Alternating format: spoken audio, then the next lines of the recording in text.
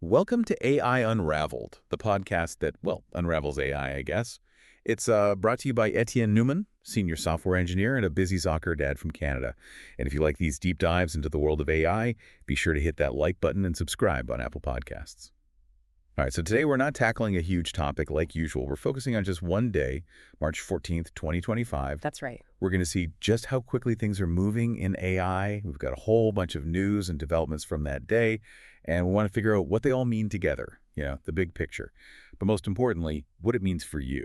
Think of it like we're looking at a single frame from a movie. It's a movie that's moving super fast, but this one frame gives us a glimpse of what's going on. And on March 14th, there was a lot going on. We're talking about government policy, international competition, new tools for businesses, personalization getting even more, well, personal security risks. Oh, and AI is changing how the whole world does business too. So yeah, a lot to unpack. Where do we even start with all of that? How about something big? OpenAI made a public statement asking for a federal AI action plan in the U.S. They want the government to get more involved. Interesting. It is, isn't it? And they're not just asking for anything, they're being very specific. They want a national AI infrastructure, so basically the computing power you need for advanced AI. They also want to make sure everyone has access to AI. It can't just benefit a select few, right? Makes sense. And get this, they want a special group, a consortium, focused on the ethics and security of AI, so they know this stuff is a big deal and needs careful thought. Oh, and they brought up China too, didn't they? They said all these different state-level AI laws could actually slow down progress in the U.S. and put us behind China. Yep, 781 different state laws. It's a lot to keep track of. OpenAI basically said we need a unified national strategy if we want to stay competitive. And they brought up a really good point about data. You see, China has unfettered access to data, and that's a huge advantage for them. That's a pretty big concern. It is. Especially if you look at how U.S. copyright laws are applied. There's a real question there. How do we protect intellectual property while still encouraging AI development? It's a tough balance. Speaking of tough, OpenAI also said we should ban models like DeepSeek.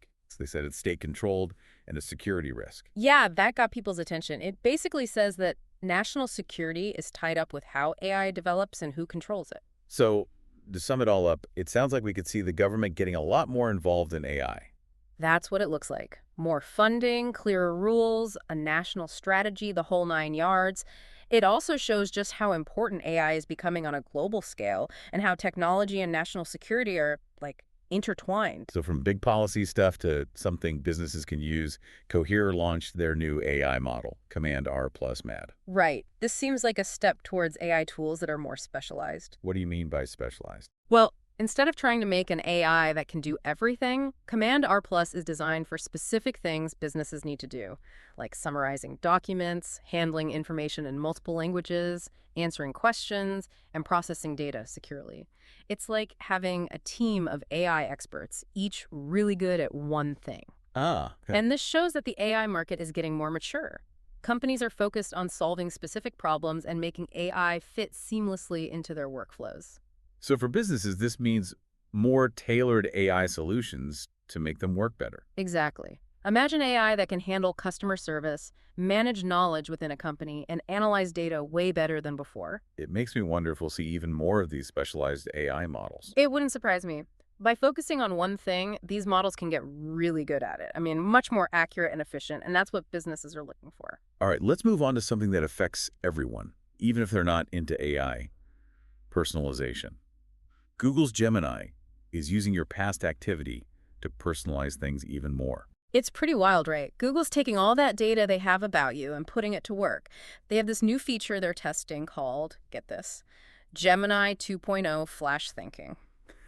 Basically, it figures out when using your personal data would give you a better result. So it's like Google knows what you want before you even ask. Kind of. They're starting with your search history, but they plan to use photos and YouTube too. It's getting very, very personal. Sounds cool, but also a little creepy. What about privacy?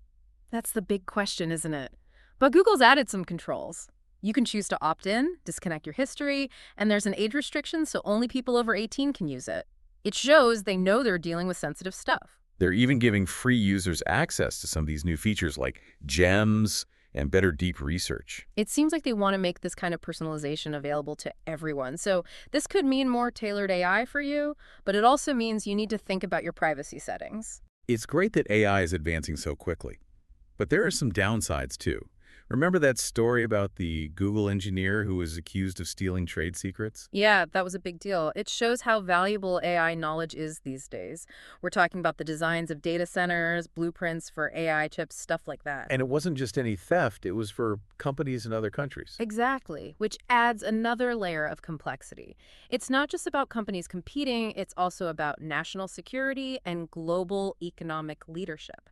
So, what happened with that engineer shows just how high the stakes are in the world of AI. It's like countries are fighting over the blueprints for the future, right? It's a good way to put it, and this links back to what we were talking about earlier with OpenAI in China.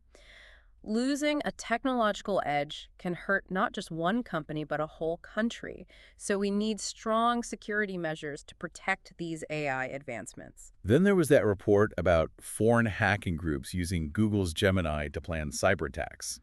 That's unsettling. It shows that AI can be used for good or bad. The same technology that can help us can also be used by people with bad intentions.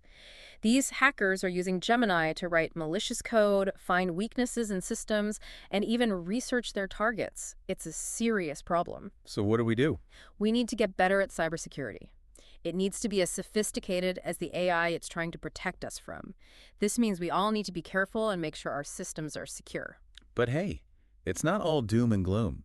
AI is also showing up in our everyday tools, like the updates Microsoft made to Notepad and the snipping tool in Windows 11. Those are small changes, but they can make a big difference for people who use those tools every day. What kind of changes? Well, Notepad now has AI that can summarize text for you, which is a huge time saver. And the snipping tool can straighten out shapes you draw, which is great for people who need to annotate screenshots. So AI is not just for futuristic stuff. It's already making the tools we use every day better. Exactly. It's happening gradually, but it's making things more efficient for everyone, and that's a good thing. Okay, let's zoom out again.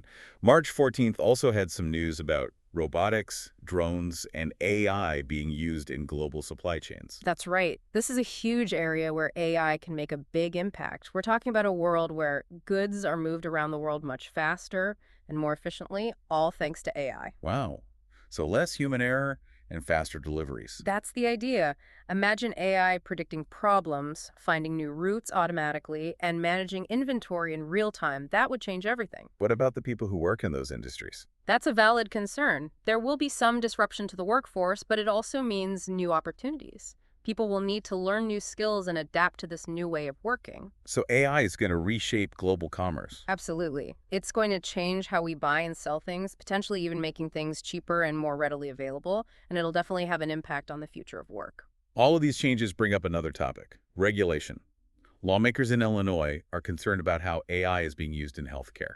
Healthcare is super important, so it makes sense that they're taking a close look at how AI is being used. Patient safety, data privacy, the accuracy of diagnoses, and the potential for bias in algorithms are all huge concerns. They want more transparency and accountability. They do, and rightfully so. This is about building trust and making sure AI is used responsibly in healthcare. We might even see new regulations coming out of all this.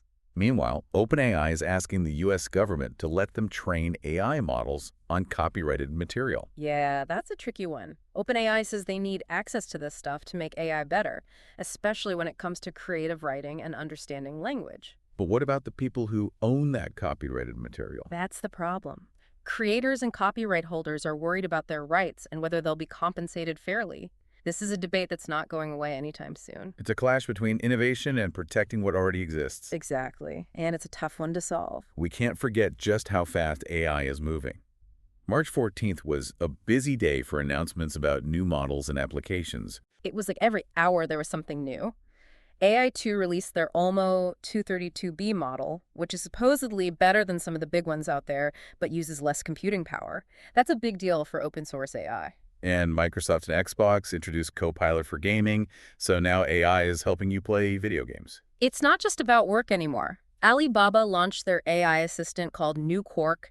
Google added YouTube support to their Gemini API, and there was even a prediction from Andrej Karpathy that websites will have to be redesigned for LLMs. And let's not forget about In Silico Medicine getting tons of funding to develop AI-powered drug discovery. OpenAI even said they have an AI that's really good at creative writing. It seems like there's no limit to what AI can do. And to top it all off, Google's DeepMind is working on using AI to control robots. I mean, come on. The future is now. It really is. And it's not just happening in labs, it's everywhere. Over half of American adults have already used an AI chatbot. And in China, AI is booming, with everything from chatbots to AI toys. And even with all this progress, OpenAI is still worried about security. They're still saying that models like DeepSeek are state-controlled and pose a risk. It goes to show this is a global issue with serious implications. For you, it means new AI-powered tools and applications are coming out all the time, and they're going to change every part of our lives, from healthcare to how we shop to how we play games. Phew, that was a lot. And remember, all of this happens in a single day. If you're finding these deep dives helpful, please consider supporting the podcast. You can find donation links in the show notes. Every little bit helps us keep AI unraveled, free for everyone. We really appreciate your support. So today we looked at a snapshot of AI on March 14th, 2025. We saw policy debates, new business tools, more personalized AI, security risks, AI in everyday software, global supply chains changing, new regulations being discussed, and a ton of new technology. It was a whirlwind, and this was just one day. The world of AI is constantly changing. It is. Now here's something for you to think about. With AI becoming so important globally and being used in more and more parts of our lives, how do you think society will change in the next few years? It's a big question. A big question with a lot of possible answers.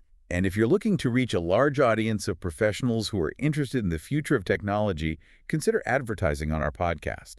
You can reach thousands of people who want to understand the innovations that are shaping our world. Thanks for listening to our deep dive. We'll be back soon to explore more of the fascinating world of AI.